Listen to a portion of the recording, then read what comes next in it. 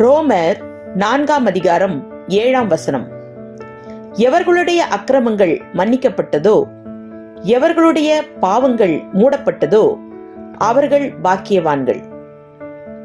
விளக்கம்: செல்வம் மிகுந்தவன், பலன் பெற்றவன், செல்வாக்கு மிகுந்தவன், அழகாக இருப்பவன், நல்ல பதவியில் இருப்பவன் போன்றவர்களை பாக்கியவான்கள் என்று உலகம் கூறுகிறது. ஆனால் பாவ மன்னிப்பை அடைந்தவனே உண்மையான பாக்கியவான் ஆவான். பாவத்தில் வேதனைப்பட்டு நரகம் செல்ல இருப்பவன் மன்னிப்படைந்ததும் பாக்கியவானாவது என்ன ஆச்சரியம்! ஆமென். Romans chapter 4 verse 7. Blessed are those whose transgressions are forgiven, whose sins are covered. Amen.